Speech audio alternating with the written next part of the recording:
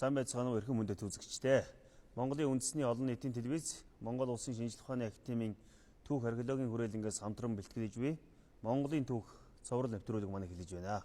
Манай өнөөдрийн нэвтрүүлэг 20 дугаар зууны Монголын хамгийн том үйл явдлын нэг Халх голын дайн.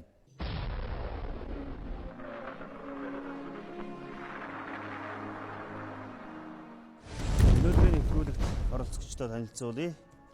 Монгол Улсын шинжлэх ухааны академийн түүх археологийн хүрээлэнгийн эрдэмтэн нарийн бичгийн дарга Монгол Улсын шинжлэх ухааны гавьяа зүтгэлтэн доктор профессор Хишигт. Монгол Улсын шинжлэх ухааны академийн түүх археологийн хүрээлэнгийн бүс нутаг орчин үеийн судалгааны салбарын эрхлэгч доктор Мягмар Самбат. Түүхийн шинжлэх ухааны доктор Батбаяр нар хүрэлцэж ирсэн байна. Энэ жил бол түүхт 80 жил яваа Халх голын.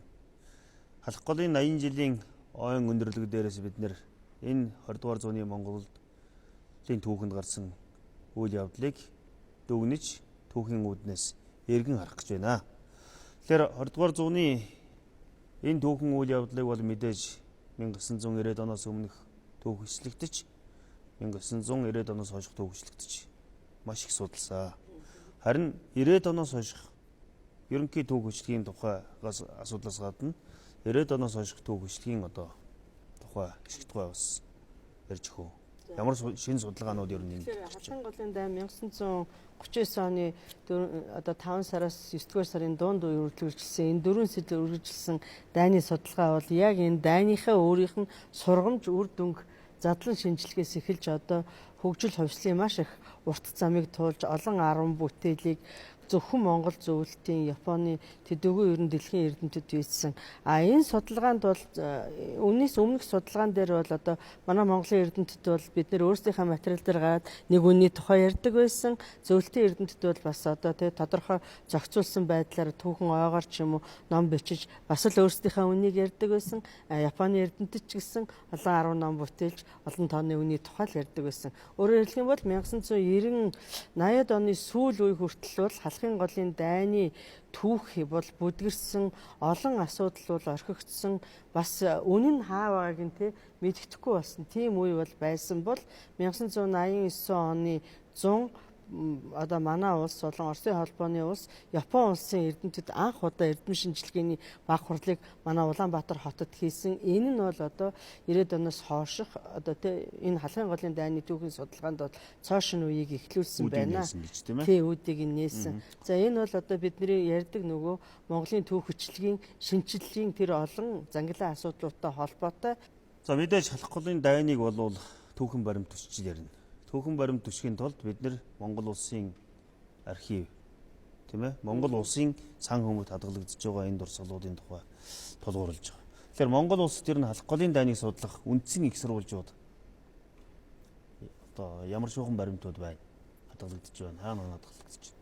За Монгол Улсын хэмжээнд бол Халхын голын дайны түүхэнд толбогдох гол их сурвалжууд бол Батлан хамгаалахын төв архивд бол хадгалагдж байна. Энд бол үндсэндээ 1930-ад оны 35 оны Халхын сүмийн бодлоноос эхлээд 1939 оны сүүлч хүртэл Халхын голын дайны түүхэнд холбогдох байгаль дааны хэлэлцээр үйл явдлын өдөр тутмын тэмдэглэл, байгаль дааны газрын зургууд, фронтын мэдээнүүд, байгаль дааны мэдээнүүд, тушаалууд энтергээд бүх төрлийн баримтууд бол энд гол нь хадгалагдж байна.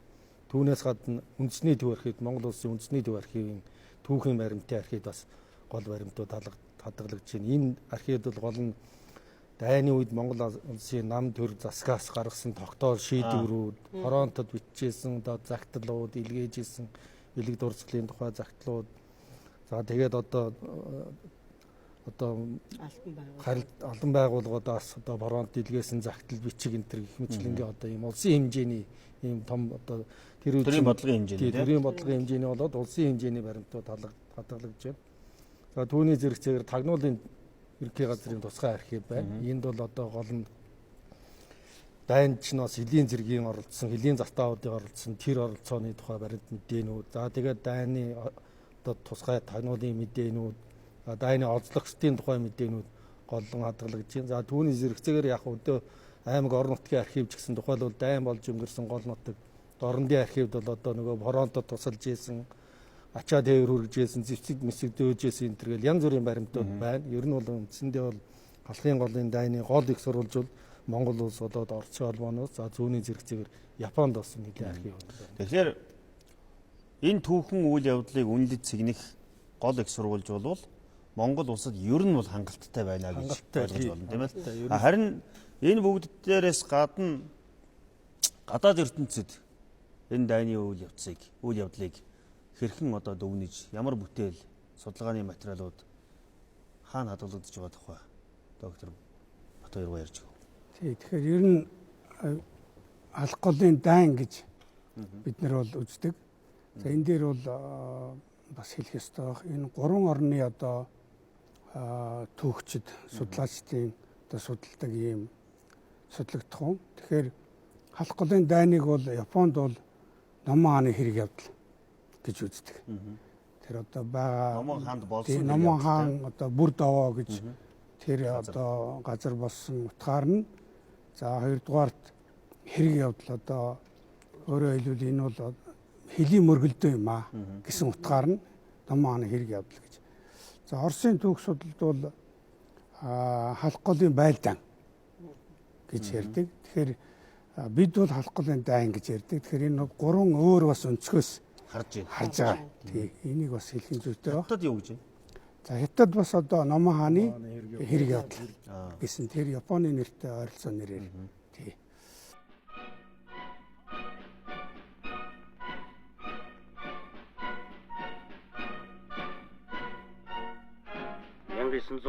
оны 9 дугаар сарын 18-нд зүүн хойд хятад буюу Маньчжурыг эзлэхэд төрөмхий дайны ажиллагааг Гаунтууны арим эхэллээ.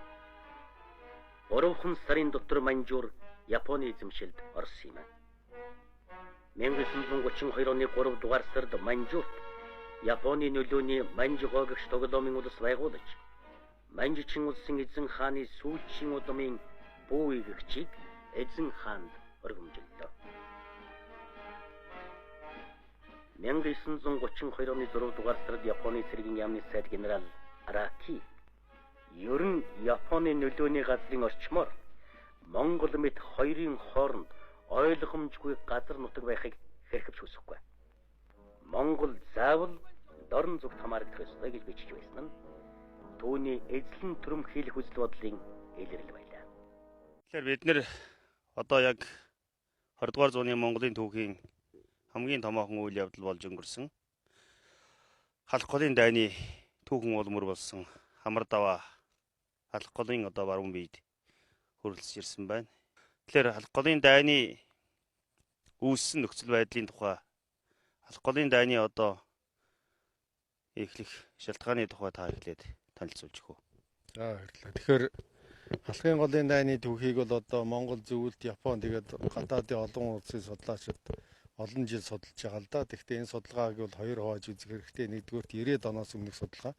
90-ад оноос өмнөх судалгаанд бол халхын дайн үүсэх гарах болсон гол шалтгааны юуг тайлбарж ийсэн гэхээр энэ бол ерөөсөө Японы Гаунтууны армийн эзлэн төрөмгийлэх төрөмгийн бодлогын үр дүн энэ зорилготой гэдгийг тайлбарж ийсэн. За 90-ад оноос хойш халх голын дайны судалгаа бас шинэ агуулга, шинэ чиглэлээр өгж байгааг та бүхэн бүгдээ мэдж байгаа. Тэгээ энэ үндсэн дээр одоо судлаачид юу гэж үзэж байна гэхээр халхын голын дайн гарах болсон гол шалтгаан нь тухайн үеийн олон улсын харилцаа, геостратегийн нөхцөл байдал, их гүрнүүдийн бодлоготой холбоотой гэж ингэ тайлбарлаж байна. За тухайлбал одоо энэ ямар бодлого байсан гэхээр Японы хувьд бол Японы Гаунтууны армийн хувьд бол одоо энэ халх голын дайнаар ингээд дамжаад их газар руу орж ирэх, их дайнаа явуулах ийм эхлэлийн чиг нь бол энэ халх голын дайн байсан. Тийм учраас энэ төрөмгийн дайныг үдээсэн. За хоёрдугаар зөвлөлтийн хувьд бол бас их гүрэнд тэр үедээ бас одоо энэ дайн бас гарах нь Япон зөвлөлтийн хооронд дайн гарах нь гэдгийг ямар тагнуулын олон улсын одоо гадаад харилцааны бүх шугамаараа мэдчихсэн. Тийм учраас дайныг чухам одоо энэ Японы армийн хаашин чиглүүлэх вэ гэдэг асуудал гарч ирсэн. Тийм учраас бас энэ Монголын нутаг дэвсгэрт энэ дайныг явуулах ийм шийдвэр гаргаж зөвлөлтийн 57 дугаар арми 1937 онд одоо Монгол улсын нутаг дэвсгэрт ирж байрлсан. Энэ бол бас халх голын дайн чухам энэ зөвлөлт Японы хоорондох энэ дайн энэ нутаг дэвсгэрт болох гарах болсон нэг үндэс болсон юм аа гэж судлаач тайлбарлаж байгаа. 1938 оны сүүлчээр Гаунтууны армийн штаб Манжго зөвлөлтийн клийн бодлооныг шийдвэрлэх хөтөлбөр гэсэн энэ төлөвлөгөө зохиож гаргасан юм. Уг хөтөлбөрт хэрвээ эсрэг хүчний талаас түрэмхийлэн халдвал завшааныг үл алдан угтан цээрлүүлэх. Үүний тулд зөвлөлтийн хилд түр довтлон орж зөвлөлтийн цэргийг Манжуурын нутагт өдөн оруулж болно. Хилийн шугам тодорхой бус газарт тухайн газар нутгийг хариуцсан тэргүүн шугамд байгаа ангуудын дарга нар өөрсдийнхөө дураар хилийн шугамыг тогтоож болно гэж эзлэн түрэмхийлгснээга тодорхойлжээ. Японы парламент цэрэг дайны зардалд өөрийнх нь түүхэнд байгаагүй их зардал баталж орон даяар бүх нийтийн цэрэг затлага явууллаа.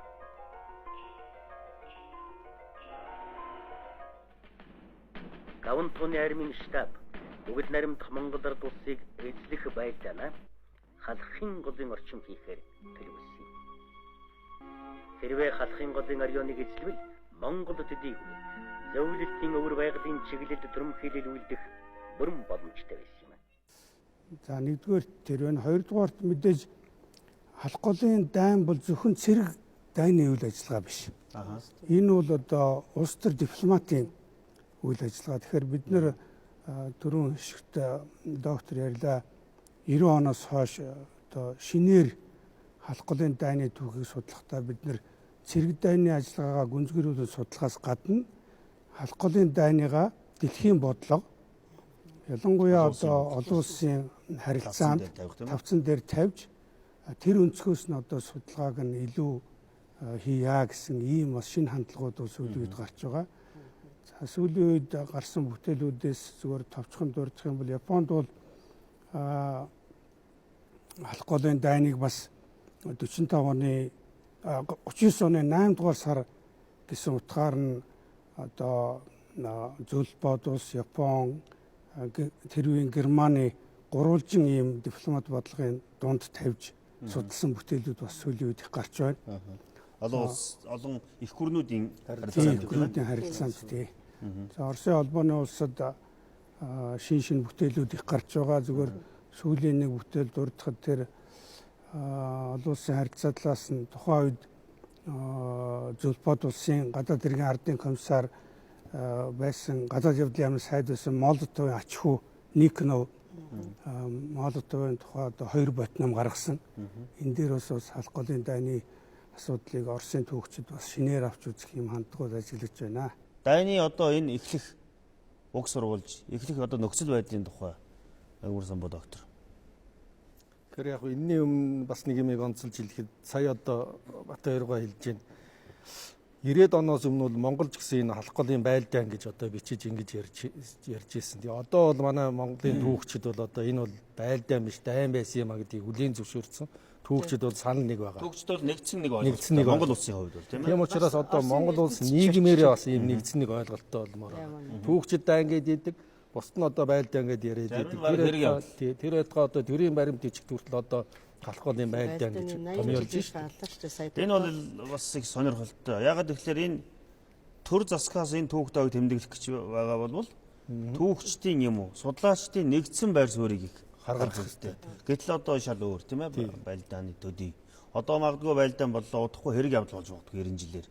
Тэгээд 100 жилээр магадгүй энэ бол одоо дими явдал байсан гэж. Энэ аюултай. Зүгээр яг түүхчид яагаад дайн гэж үзээд байгаа юм гэхээр яг Оросын холбооны улс Япон зэрэг тийм том гүрний хэмжээнд бол авч үзэх юм бол том харимтай том гүрний хэмжээнд авч үзэх юм бол яг жижиг хэмжээний юм шиг байлдааны хэмжээнд байж болно. Монгол улсын хувьд бол энэ өөр асуудал. Тухайн Монголын нөхцөлд аваад үзэх юм бол жишээлбэл одоо Монгол улсын халхын голын дайны жил дөрөвд одоо улсын төсвийнхээ 39 онд улсын төсвийнхээ 50 гаруй хувийг батлан хамгаалах хэрэгцээнд зарцуулж исэн. Улс орон тэр чигээр одоо дайны байдалд шилжчихсэн байсан. За Монголын ардын хувьсгал цэрэг тэр үед одоо нэг 17.5 мянган хүнтэй байсны тэрний 50% нь дайнд оролцсон. За тэгээ газар нутгийн хувьд бол яг бид нар ингээ халх голын тэнд нэг жижигхэн газар нутгийн хэмжээнд болсон гэж ойлгоод байгаа юм шиг боловч үнэндээ одоо ингээд газрын байлдаан бол халх голынхоо зүүн эрэгт горчлон болсон. Агаарын байлдаан бол нааша Японы нисгүүсэнд хамсгийг бол одоо хэд хэдэн удаа бөмбөгдсөн. Чоосон хотыг бөмбөгдсөн. Ингээд энэ улс орныхаа хэмжээнд тэр үеийн Монгол улсын хэмжээнд ингээд аваад үзэх юм бол яхаарахгүй нь бол дайн байсан байна. Тийм ч учраас нөгөө манай найрагчид бол алх голын дайн бол хайртай өхнөөс дайснаас хамгаалсан хамаг ардын дайн байсан юм а гэж ичдэг чинь яг үнэн байгаа. Тэр бол одоо ингээд судалгааны хэвцэд яг тодорхой болж шүү дээ. За дайн үүсэх нөхцөл бол 1930-аад оныхынд бол тодорхой болсон.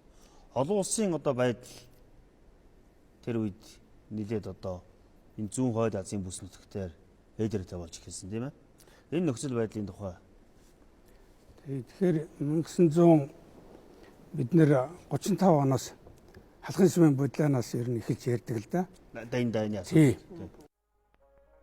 1935 оны ихэр Япон манжийн цэргүүд манай улсын хилд нэвтрэн газар орны зураг авах дагнуул дуршуул ажил хийх явдал идэвхжлээ.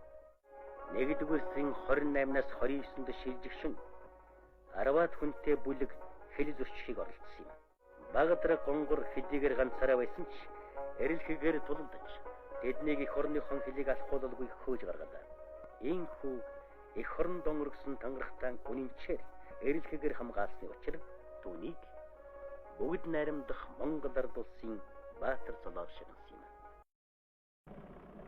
3-р сарын 12-нд болон дэрсний хавьд 24-нд Өөр нуурын орчмоор Япончууд их хүчээр донцоход манай 6-р морь дивизийн 17-р морьтроны дайчид эсэргүүцсэн байлаа. Энэ тулалдаанд анх удаа манай нисгэгчд оролцсон. Эднээс эрэлхэг зөргөөрөн онцгой шалгарсан нисгэгч Дамчаагийн Дэмбэрэл, Чоймлын Шагдарсар нарт агаарын Зоригт Баатар улсын эрхэм нисгэгч цололгож байлаа. Тэгтээ бол бас нарийн ярих юм бол 1932 оноос ч ярьж болно. Яагаад гэвэл 32 онд Япон хятадын зүүн хойд хэсгийг эзлэн төрөмгийлээд тоглоомын Манжго улс гэдгийг байгуулсан. Өөрөөр энэ Манжго гэж улс одоо тоглоомын улс бол Зөвлбод улстай ч тэр манай бүгд Монгол ард улстай тэр шууд хилдэг. Ийм тоглоомын улс бий болсон. Тэр өөрөөр хэлбэл бидний хувьд бол Манжго улсын төв нь одоогийн Чанчун хот. Тэр үед бол Шинжин гэж нэрлэж байсан нийслэл нь. Одоогийн бол Чанчун. Гэрийн мужийн. Тий. Одоогийн Чанчун хот. Тэгэхээр 32 оноос ер нь бол зүүн хойд хятад байдал орцсож эхэлсэн. За Зөвлбод улс ялангуяа түүний удирдагч Сталин бол 32 оноос эхлээд бүгд Монгол ард улсын батлан хамгаалах асуудалд сэтгэл төгсөж эхэлсэн байдаг. Ер нь Япончууд энэ манжуураар дамжаад бүгд Монгол ард улсын аюулгүй байдал газар нутагт занал хийж эхлэх нэ гэсэн ийм одоо дохио өгж эхэлсэн. За үүний анхных нь бол тэр 35 оны халхын сүмийн бодлоо. За халхын сүмийн бодлоон дээр тухайн үеийн бүгд Монгол ард улсын удирдагчид ерөнхий сайд гиндэн удирдагчид бол их одоо хүч төвчээртэй хандсан. Энэ дээр бол тий хүлээцтэй бид одоо Японтой юу юугүй тий шууд одоо дайн байлдан үүсэхгүй тий энэ дээр бол одоо хүлээцтэй хандъя гэж. За энэ ч бас зөв байсан нь бол нотлогдсон сүлд. За ингээд халхын сүмийн бодлооноос болоод манжуур өртөөн дээр тэр одоогийн энэ зөвлөлт хятадын хил дээр байгаа төмөр зам бомт байгаа шүү дээ манжуур гэж. Тэр өртөөн дээр 35-аас 37 онд хилийн хилцээ болсон. Нэг талаас бүгд Монгол ард улс, нөгөө талаас Манжго улсын төлөөлөгч. Түүхэнд бол манжуурын хилцээр. Тий, түүхэндээ манжуурын хилцээ. Тэгэхээр энэ дээр бас нэг сонин зүйл байдаг л да. Халх голын дайнд хөргөлгүйгээр одоо дипломат аргаар, хилцээний аргаар энэ одоо хилийн асуудлыг шийдэх боломж байсан уугүй юу гэж. Тий, тэгэхээр энэ дээр манай бас түүхчид нэлээд бас тийм ажил хэрэгч маргаан өрнүүлдэг. За хилийн хилцээ 2 жил орчим яваад бол ингээд үр дүнд хүрээгүй тасалдсан. За үүний одоогийн өндөрлөгөөс харах юм бол цаад учир нь гарцаагүй Москва, Токио хоёрт учир нь байна. Тий. Хэдийгээр одоо Монголын асуудлаар Монголын төлөөлөгч ярьж ирсэн боловч одоо цаад шийдэл нь Токио, Москва хоёрт байсан учраас энэ хилцээ бол үр дүнд хүрээгүй. Зүгээр өнгөн дээр явагдчихсан шүү дээ.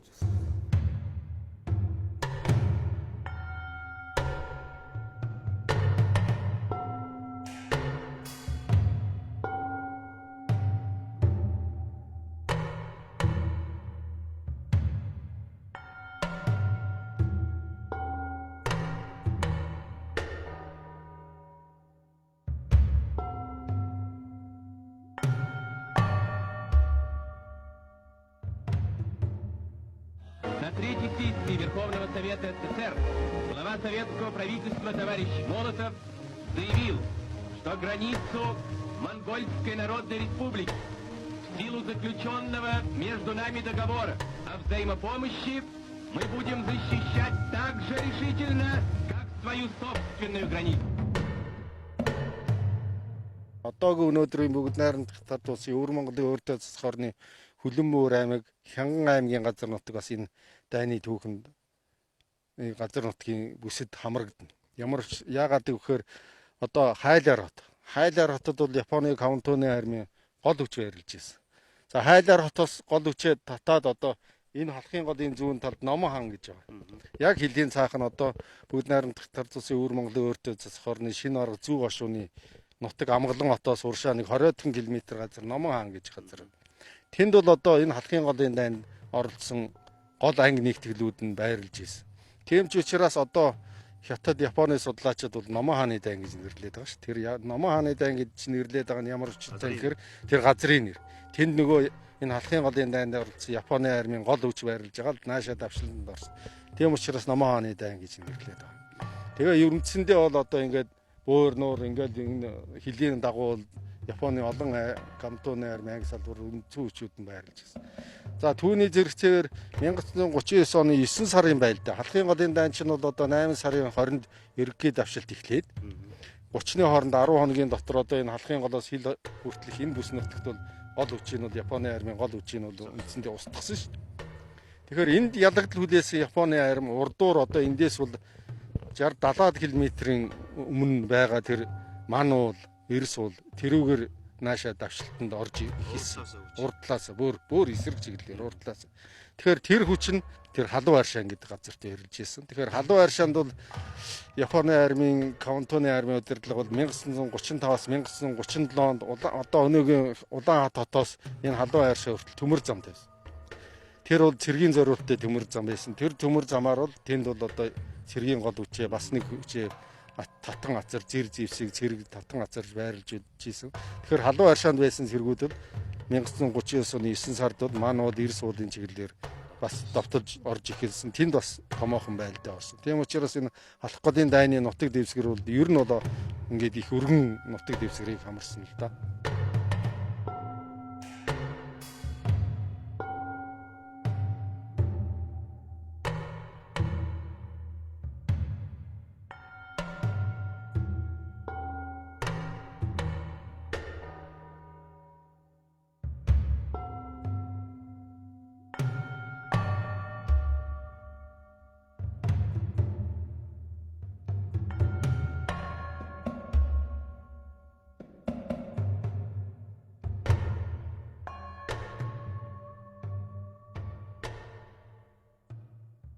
Халах голын одоо дайн эхэлсэн.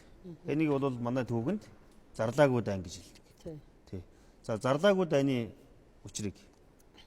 Тэгэхээр халах голын дайны эхлэлтэй холбогдуулаад 1939 оны 5 дугаар сарын 11-нд 26 хүнтэй одоо тий Япон манжийн талаас зэвсэгт давталгаа эхэлсэн гэж байгаа. Нөгөө тал одоо бол сүүлд бол энийг бол бас энэ эхлэлийн өдөр дээр би бас ярьчих гэж бодож байна. Эхлэлийн өдрийг бол 5 сарын 28-нд одоо 400-аад тийм ээ хүч нэмэгдүүлсэн илүү их хүчээр дайрч одоо тэр нөгөө Японы Камацубарагийн 23 дугаар дивизийн тийм ээ 64 дугаар мортороо Ямагатагийн хороо одоо 400 гаруй техник зэвсэгтэй одоогоор дайрсан гэж үздэг. За энэ тэгэр холбогдуулаад энэ зарлаагүй дайн гэж мэдээж хэрэг Японд одоо тэ ямар нэгэн байлдааны дайн гэдэг маань бол одоо улс төрийн хилцээг тийм ээ зэвсгэлийн хүчээр ингэж хүчирхийлэлээр бол үргэлжлүүлж байгаа үйл явдал. Тухайн үед бол одоо бидний бас ойлгож хэлснээр олон улсын байдал дээр ч гэсэн бас нэгэндээ дайн зарлж байгаа тийм ээ зарлж байгаа гэдэг. 45 онд бол бид нар зарлаа шүү дээ. 45 оны 8 сарын 8 зөвлөлбөд улс зарлаад 10 бол албан ёсоор бол манайх Японд дайн зарлана. Гэтэл ийм байгаагүй. Хөлийн мөргөлдөөнөөс үүссэн энэ үйл ажиллагаагаа яг тэр чигээр нь тийм ээ Япон манжийн зүгээс байх ёстой юм шиг л яваад ороод ирсэн учраас бол манай судлаачид одоо доктор болд энэ төр бол энэ бол зарлаагүй дайн юм а гэсэн.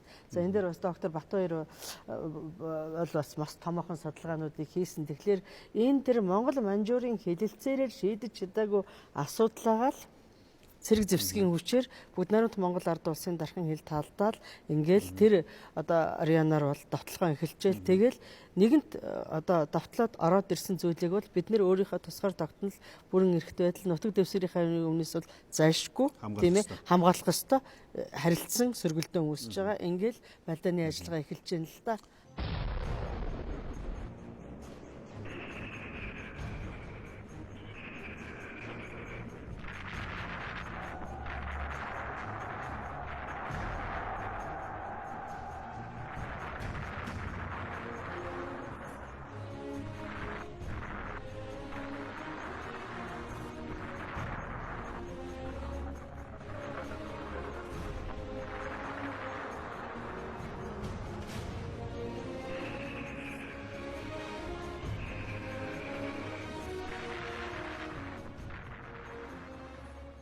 Тэгэхээр халахын голын дайнд бас бусад дайнуудтай харьцуулахад бас онцлог байна.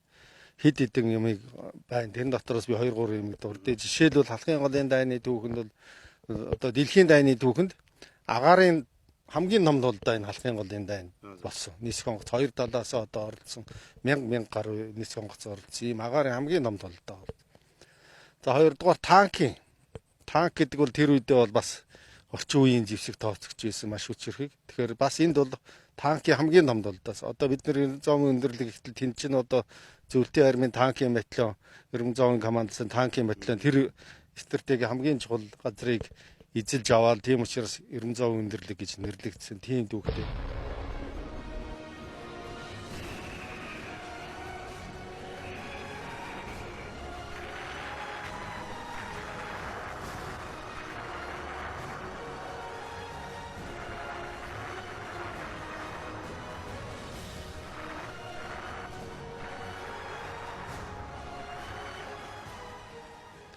За 3 дугаарт бол Монголын армийн хувьд бол одоо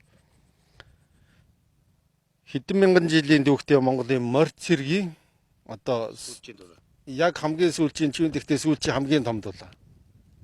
Тэгээд бас нэг орчин үеийн морьт механикжуулсан арми. Тэгээ яг уламжилт яг цэвэр морь цэрэг биш. Тэгээ морь цэрэгээ жаахан синтез механикжуулсан их буу хоёрт танк пулемет энтэй хосолсон юм морь цэргийн бас нэг хамгийн том тулдаа. Тэгээд Монголын армийн одоо энэ эзэн Чингис хаанаас улбаатай энэ морь цэргийн хамгийн сүүлчийн тулдаан 45 онд тулдаан тэрний өмнөх хамгийн том дайн бол одоо энэ халахын голын дайн. Өөрөөр хэлбэл Монголын морь цэрэг бол дэлхийн 2 дугаар дайны эхлэлд оролцож энэ дайны хувь зайг шийдвэрлэхэд томоохон үйл явдал үүрэг гүйцэтгсэн юм а гэдгийг харуулж байгаа.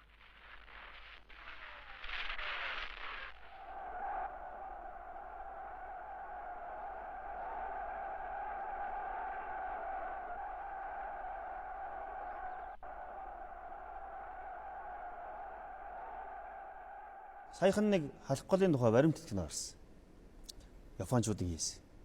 Тэрэн дээр бол халах гол Номон хааны энэ хэрэг гэгч болвол Японы эзэн хааны ямар нэгэн шийдвэргүйгээр тодорхой нэг одоо тэнд кавантууны армийн удирдлагын одоо нэг ёсондоо бол санамсаргүй дураараа авирсан нэг ийм дур зоргийн шийдэл байсан гэж хэлж байна.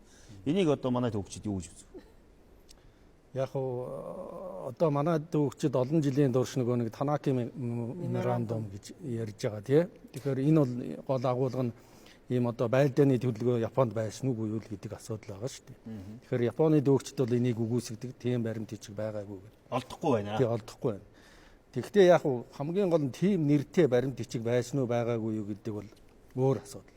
Ер нь Японд энэ цэрэг дайны бодлого төлөвлөгөө байсан уу гэвэл байсан шүү дээ. Байсан учраас л тэр 37 оноос эхлээл зүүн хойд явтыг эзлээл дараа нь Монгол руу төрөмгийн их үйл ажиллагаа хаяад хэлж л байна. Явуулж байгаа, уламж хэлж байгаа. Хэрвээ халах голд ялаг түлээгээгүй бол ийшээ хаашаа явах гэсэн бид нар төсөөлөхөө аргагүй шүү дээ.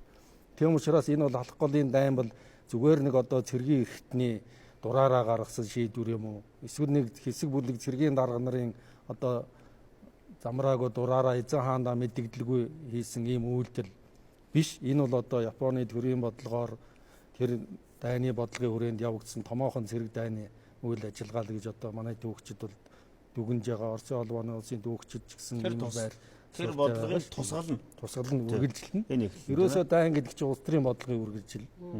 Тийм учраас энэ бол Японы улс төрийн бодлоготой холбохоос өөр арга. Японы судлаачид энэ асуудал дээр юу гэж үзэх юм? Японы судлаачид бол бас өөр үзэлтэй л дээ. Дотроо. Тий дотроо. Тий.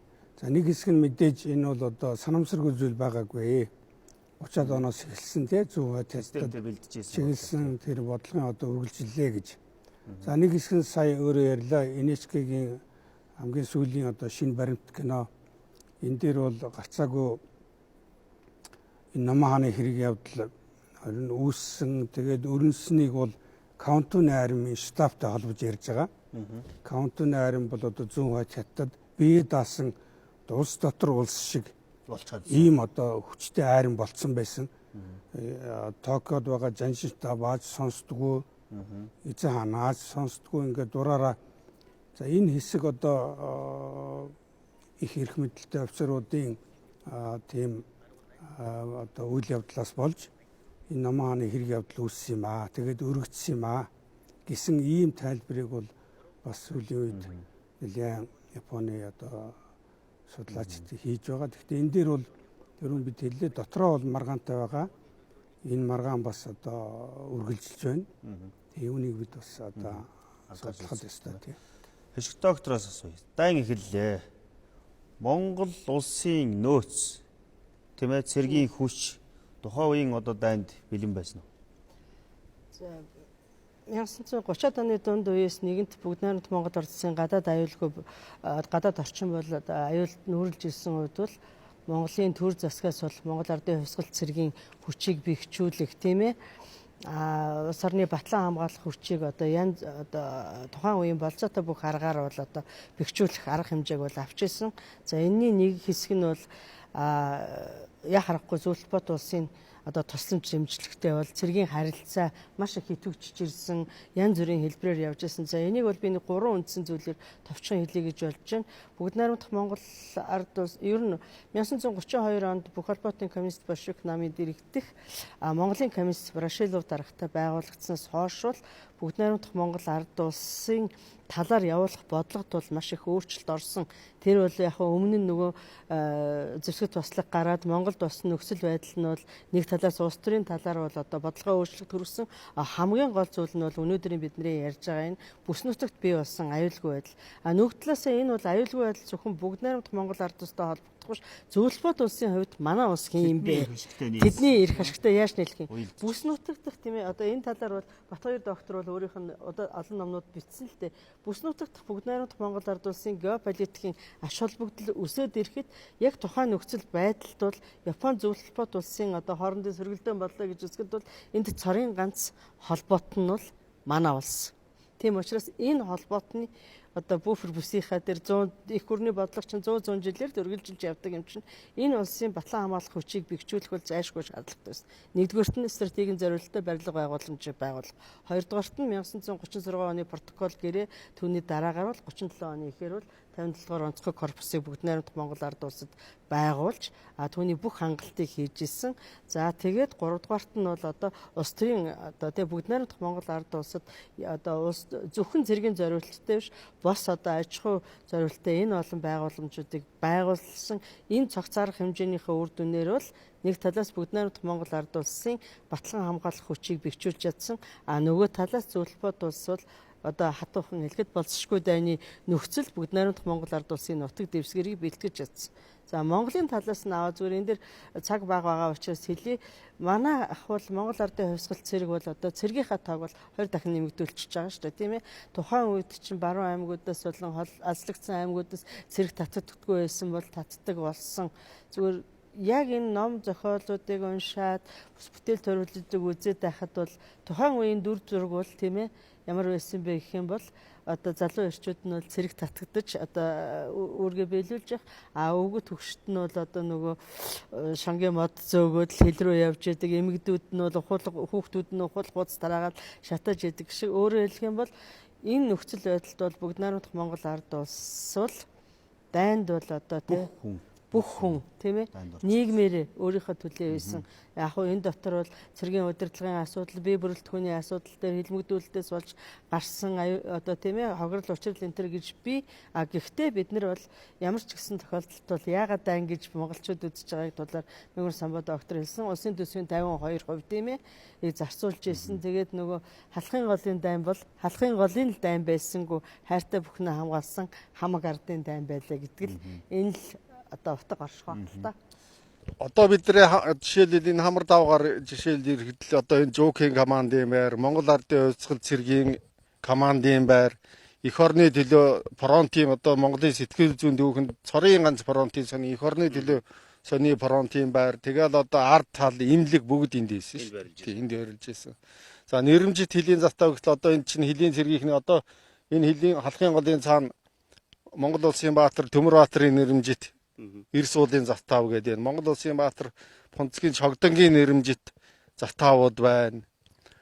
За тэгэл энд бол одоо халахын голын дайны түүхтэй мөнхөлсөн олон дурсгалт газрууд байна. За яагаад ингэж бид нар өнөөдөр хүртэл энэ дайныг мартахгүй ингэ мөнхлөөд байгаа юм гэхээр энэ дайн бол зөвхөн Монгол улс нэгдүгээр Монгол улсын тусгай тогтнолыг авч үлдэхэд газар нутгийн бүрэн бүтэн байдлыг хамгаалахад их чухал үүрэг гүйцэтгэсэн.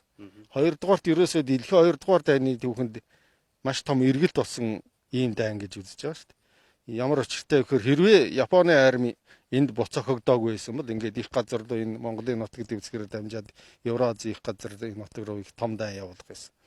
Энд ялагдсан Японы арми их газрын төлөөх тулдаанаа зогсоогоод фронтын чиглэл шал өөр чигт зүүн Азийн далайн тийшээ чиглэсэн шүү дээ. Ийм одоо хүн төрөлхтний түүхэнд томоохон үйл явдал одоо эргэлт авчирсан ийм дайн байсан учраас Монголын ард түмэн энэ дайны түүхийг мартаж болохгүй.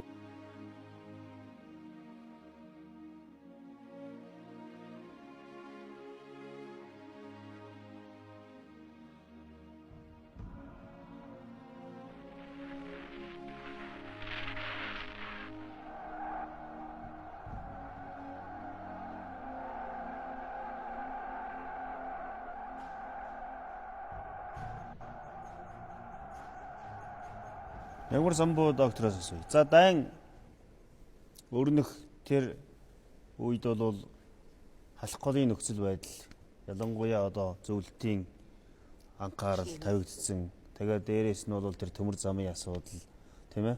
Олон асуудлууд бол явагдаж ирсэн. Ер нь бол далдуураа аль аль нь бэлдэж ирсэн ийм асуудал харагдаж байгаа. Тэгэхээр энэ хамгийн том тулгаралт хаана бол? Яг ер нь бол яг халах голын дайн бол нэлээд хэдэн үе шаттай явагдсан л да. Юуны дөрөнд бид нар түрүүн хэллээ нэг халахын сүмийн 35 оны мөргөлдөөнөөс 39 он хүртэлх 4 жилийн хугацаанд чинь энэ хил дээр их зэвсэгт мөргөлдөөн Япон манжийн талаас Монголын хэлийг давтлах энэ үйл ажиллагаа чинь тасралтгүй үргэлжилжсэн шүү дээ. Бүрэн бүс тооцоогоор бол энэ хугацаанд бол одоо 30 гаруй 40-од удаач одоо хил дээр том жижиг толгоролт болсон гэсэн мэдээ байгаа. Тэгээ яг жинхэнэ том дайн бол 1935 оны 5 сараас эхэлсэн. За тэгээд 5 сарын тулдаан байна. Дараа нь 7 сарын тулдаан байна. 7 сарын 20-нд бол Японы Каунтууны арим халах голыг гаталж Баян цагааны нуруунд дээр гарч ирсэн. Энэ бол Японы арим халах голын баруун талд гарсан хамгийн эхний өгөөд эцсийн ордлого. Тэгээ энэ Баян цагааны тулдаан бол бас халах голын байлдаанд маш том байр суурийг эзэлдэг. Дараа 8 сарын байлдаан тэгээд 8 сарын 20-наас эхэлсэн Монгол зөвлөлтийн зэргийн ерөнхий давшилт гэсэн ийм үе шаттай явагдсан. За түүнээс гадна агаарын тулдаанууд байна. Халах голын дайнд бол одоо хоёр талаас олон тооны онгоц оролцсон агаарын тулдаанууд маш их болж байсан. Ерөнхийдөө бол дэлхийн цэргийн урлагийн дүүхэнд өмнө гарч байгаа агаарын тулдаанууд халах голд л болж исэн гэсэн ийм баримтууд бол байгаа юм. Тэгэхээр чинь одоо дэлхийн цэрэг дайны одоо түүхэн урлагийн дүүхэнд бол том одоо ихлэл болж байгаа шүү дээ. Дээрээс нь энэ халах гол дээр магадгүй бактериологийн зэвсэг одоо туршихын эхлэл тийм ээ. Одоо уг суур тавигдж байсан. 730-р өдрөө чи тэр харбинд байсан тэр салбарууд нь хайлаар ингээл болж ирсэн.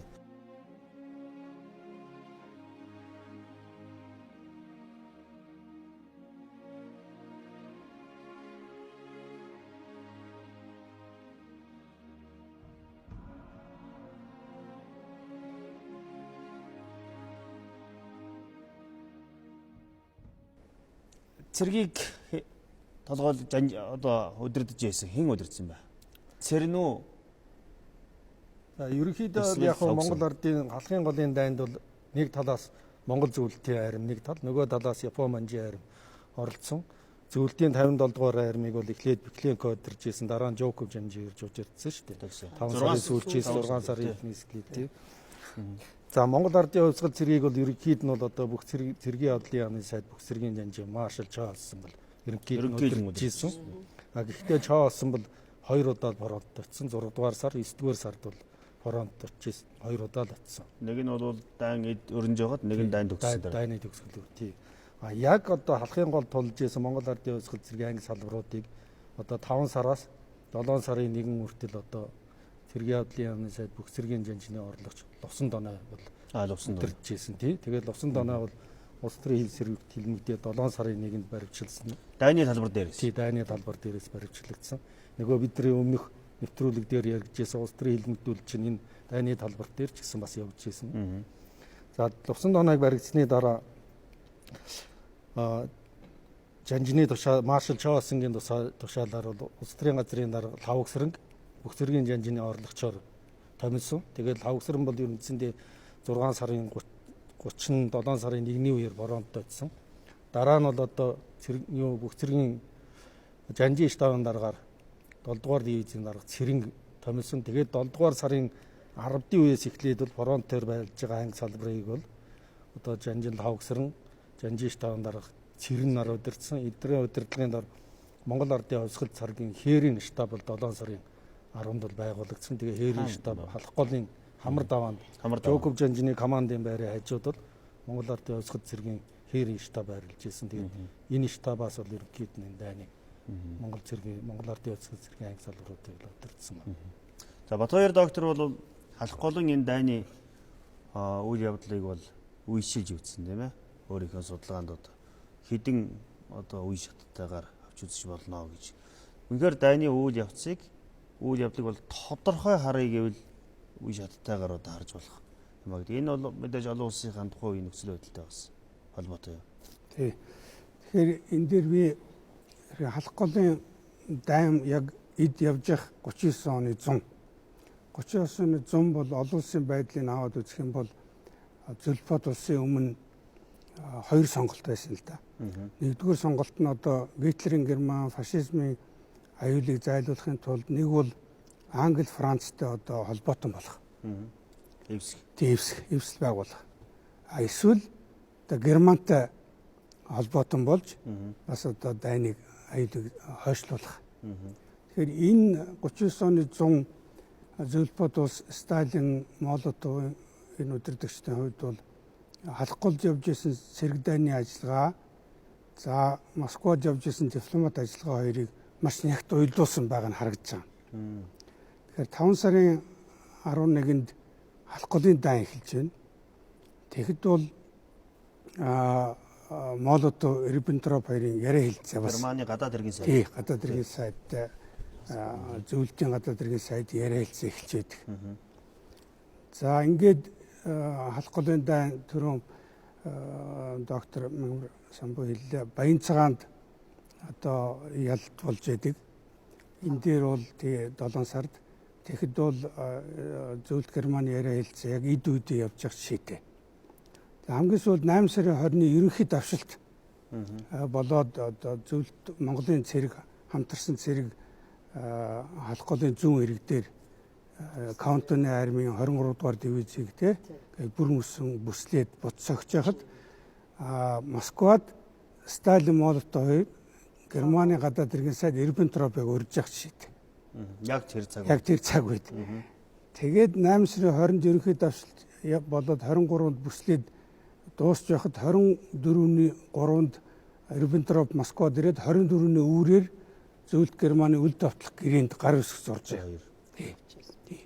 Тэгэхээр бол өөрөөр хэлбэл би юу хэлэх гээд байна гэхээр Зөвлөлт улсын одоо бодлого бол маш одоо тийм нарийн халах голд болж исэн байлдааны үйл ажиллагаа, Европт явж байсан дипломат үйл ажиллагааг маш нарийн хослуулж явуулжээ. За үүний зорилго нь юу байсан гэхээр Сталин бол ерөөсөө ганц зорилготой байсан. Зөвлөлтийг хоёр фронт дээр дайн татан оруулахгүй. Европод, Азид. Тэгэхээр ямар ч одоо аргаар хамаагүй Японыг буцсах цэргийн хүчээр. Үүнийг бол одоо Жоков Жанжин даалгасан. Үүнийг чи хийсгүүцдэг. А Европт бол дипломат аргаар дайныг хойшлуулах. Тэгэхээр Германд одоо үл давтлах гэрээ байгуулж иж дайныг хойшлуулсан. Ийм одоо үйл явдал өрнөж ирсэн. Эндээс бол ер нь халх голын дайны түүхийг судлахын тулд бол тухайн үеийн их гүрнүүдийн оролцооны харилцааг бас гаргах ёстой гэдгийг харж байна тийм ээ. Өөрөөр хэлбэл тэр улс орнуудын бодлоготой бас энэ үйл явдал маань холбогдоод байсан гэж.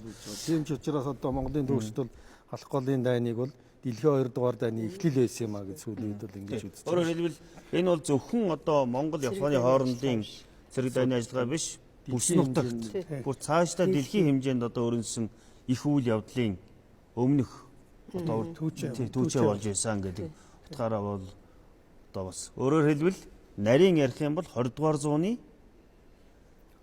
түүхэнд гарсан хоёр их дайны сүүлийн их дайных нь эхлэл нь бол энэ Монголын газар нутагтай уялдаж тий Монголын цэрэг айрам тэрэнд оролцож байсан гэдгийг бол бас харж болохоор байгаа юм. Ягаад цөөн хүчтэй харьцангуй хөгжилд ороо байсан энэ хүмүүсийн энэ улсын одоо цэрэг дайны үйл ажиллагаа дутуу үнэлэгдэх ёстой гэж тийм ээ. Түүхэнд өөрөө хэлбэл заавал уялдаж харах ёстой.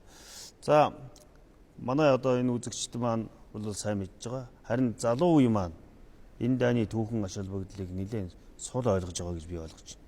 Яагаад гэвэл төөсцгээс 10 жил болоод нэг сандаг. Тийм үү?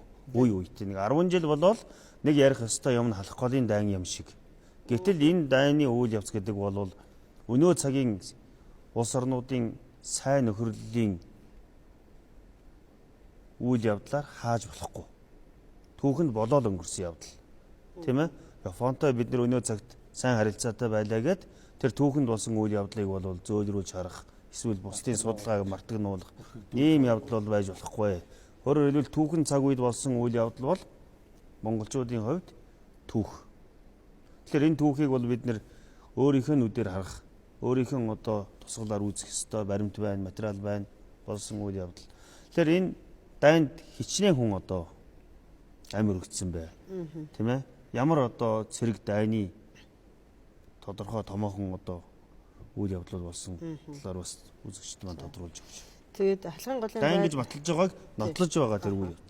Халхын голын байлдааг нэг яг цэрэг манай цэргийн төвчтэй бол хоёр үндсэн хувиад энэ дэр би нэмээ хэлж гэж байна. 1939 оны 5 дугаар сараас 7 дугаар сарын 5 2-нд эхлээд 5-нд бол манайх ялсан тий баян цагааны дулаан хүртэл хориглолтын үе цаашааш нь бол давшилтын үе болов бид нар яалт амжилт байгуулсан. За энэ дайнд бол манай эрдэмтний судлаачдын Батбаяр доктор, Бол доктор эдний гаргасан тоогоор бол 130 гаруй мянган хүн хоёр талаас оролцсон. 800 гаруй онгоц, 1000 танк. Энэ маань өөрөө цэрэг стратегийн цэргийн урлагийн үүднээс аваад үзэх юм бол дэлхийн 2 дугаар дайны өмнөх тийм ээ хязгаарлагдмал орчинд баян цагааны тулдаан бид нар баян цагааны тулдаан гэж байгаа бол энэ маань үндсэндээ танкын том тулдаан 200 гаруй танк оролцсон. Дараагаар 6 дугаар сарын агаарын байлдаа. Энэ утгаараа бол одоо дэлхийн 2 дугаар дайны эхлэл болсон ийм том үйл явдал. За манай хувьд гээд аваад үзэх юм бол манайхаас бол одоо хохирлын хувьд бол яг цэргийн төвөгч Гамболтын гаргаснаар бол 990 хүн гэж байж байгаа л да. Гэхдээ энэ орсон бие бүрэлдэхүүний хэдэн хувь байх вэ тийм үү 10% нь байж байгаа шүү дээ. Тэгэхээр энэ бол хохирол. Зөвлөлтийн талаас бол нэг 9881 хүн гэж явдаг байх тийм ээ.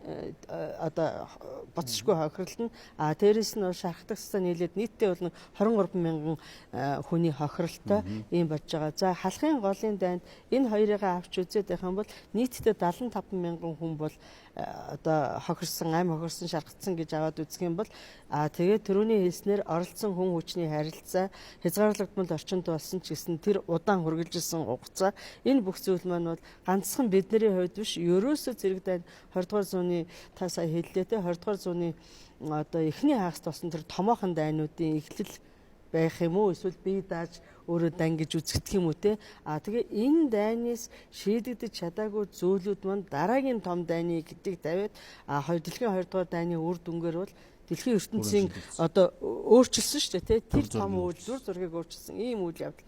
Ийм учраас бид нар бол одоо бас энэ дээр бол яг тэр дайны дараагаар бол манай ардын сайд нарын зөвлөлийн 39 оны 12 дугаар сарын 9-ний өдрийн тогтоол байгаа байхгүй. Тэн дотор энэ халх голын үйл явдал бол Монголын түүхэнд бол алтан үсгээр тэмдэглэгдэх ёстой юм аа гэж бүр тогтоолоор зааж өгөө. Тухайн үед хэдхэн сарын дараа зааж өгөө. Тэгээд 3 газарт бол 3 хөшөө байгуулнаа гэд заацсан тэр хөшөө маань одоо хүртэлтэй бидэнд бол байж л байгаа. Юу бүр даваа халахын гол тэгээд нөгөөх нь 39 онд байгуулсан хөшөө. Тийм 3 хан уул. Халахын голын хан уул. Хан уул дээр тийм. Тэгэл тэрнээс хойш явж байна да. Дайнд өргөдөгсөд дайнд оролцогчдоос гадна дайны арга гэр гэж нэг том юм. Тийм ээ? Сэтгэл санаа, үндэстэн улсын хэмжээнд энэ чинь маш том одоо дайны бэлэн байдалд орчихсон нөхцөл байдал бол ийм байгаа үстэй. Тий. Дараагийн нэг зүйл нь бол хэлмэгдүүлэлт дайны хажуугаар бас ард түмэнд бас маш том дарамт болж эхэлсэн. Цэргийн одоо гол удирдлагуудыг дайны талбар дээрээс олзолж авч тийм ээ? Өөрчлөлт хийж байсан. Ер нь бол тэр бидгээл одоо 1939 оны дайны бас нэг учир битүүлэг зүйл нь бол нөгөө шари буугийн анги тийм ээ? Сургуулийн суман. Энэ сумангийн тухай бас үзэгчд маань сонирхуулж бас тодруулж өгөөч. Сүүлийн үед ямар судалгаа материалууд гарч байна? Яг дайны хажуугаар дайчин гэж яг тэр том дайны хажуугаар янз бүрийн үйл явдлууд бол их л болсон л доо. Тэгээ нөгөө улс төрийн хэлмэгдүүлэлтийн хор уршигчид энд бас л үргэлжилж байсан. Сургуулийн сум бол 5 дугаар сарын 28-ны байлдаанд төрүүлж орсон 6 дугаар март дивизийн шари буужин дэрвдээ дивизийн дарга байсан тий. Тэгэд эхний өдрийн тэр тулдаанд бол Монгол Ардын Явсгал цэрэг тэр үчи зөвлөлтийн хайрамданд бол очиагүй байсан. За 6 дугаар дивиз очсон байсан. Тэгээд тэр тулдаанд бол бас нэлээд хүнд байдалд орсон. Анги салбарууд бас Японы хүчин дүрэгдэж бүсэлтэнд орсон. Тэгээд штабаас одоо сурагчтайгаа явж байгаад одоо амир тулдааны талбарт амир өргөцсөн. Нэг үед бол эх орноосоо урсан янз бүрээр хилдэг байсан. Одоо бол одоо нэр төрийн сэргээгээд одоо тэр тулдаан баатарлагаар амир өргөцсөн. Анхны одоо амир өргөцсөн хүмүүсийн дивизийн даргын нэг. За түүний зэрэгцээр 22 дугаар морьт орооны асуудал байна тийм ээ. 1930 оны 9 сарын байлдаанд манай ууланд болсон байлдаанд одоо бас дайсны аргагүй хүчин давтагдаад ухрахтаа бол тэр байгалийн хүн нөхцөлд намаг шаварт бас ганц хоёр их бууга орсон. Иннээс болоод 22 дугаар хорооны удирдлагыг цэргийн хээрийн шүүхээр шийтгэж хороон захирагч Бадарч, Консар, Цэди, штабын дарга энэ гурван хүний бол хуулийн дээд хэмжээгээр шийдэх ийм ялгааноос шүү дээ. Тэгээд яг одоо улс төрийн удирдагч штабын дарга хоёр нь бол аймгийн хөрөгдөл бичээд амьд гарсан. Бадарч генерал Цэдишгүй шүү. Биш. Бадарч дарга бол одоо Хөвсгөл аймгийн харьяат маш залуу хүн, зоригтой хүн. Тэгээд одоо шоронд гуруулаа сууж хагаад одоо ингээд улс төрийн удирдагч штабын дарга хоёр нь өргөдлөө ичээ та одоо өргөдлөө ичихгүй юм уу? Амьд гарсан дээр штэ энэ гэхэд бол надад бол хийсэн хэрэг байхгүй, надад буруу байхгүй. Би өргөдөл ичихгүйгээ бурууаараа хөвцсөн гэсэн.